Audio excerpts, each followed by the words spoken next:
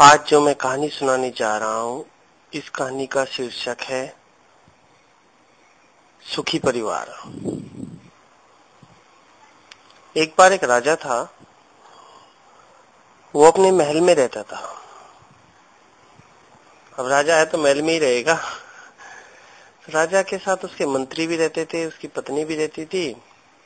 तो राजा अक्सर शाम को जब सूरज छिपता था तो देखता था कि उसके जो नीचे काम करने वाला जो नौकर है,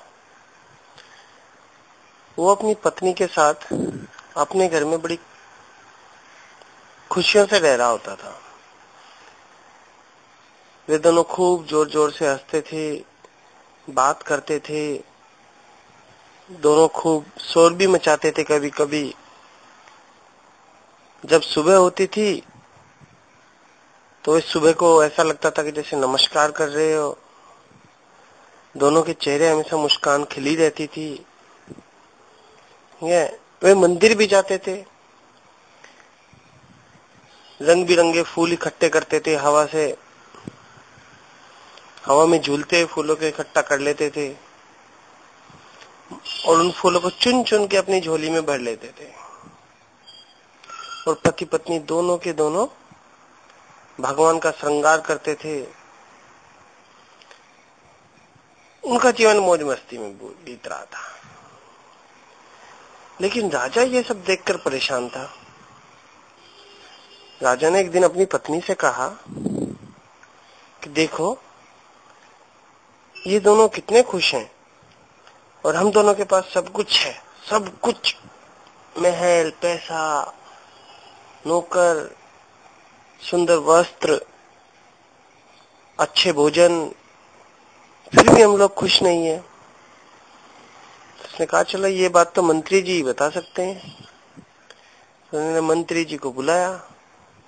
बोला, मंत्री जी, ये बात है, इसका जवाब दीजिए आप कि हमारे पास सब कुछ है फिर भी हम खुश नहीं, और जो नीचे जोड़ा रहता है पति पत्नी का, उनके पास कुछ नहीं है, वो फिर भी बहुत खुश है।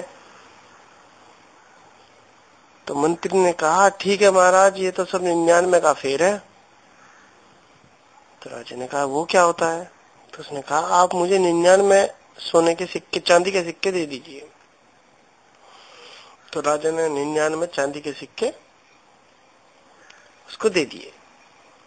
अब मंत्री गया और 99 चांदी के सिक्कों की थैली उनके घर के अंदर फेंक कर भाग गया।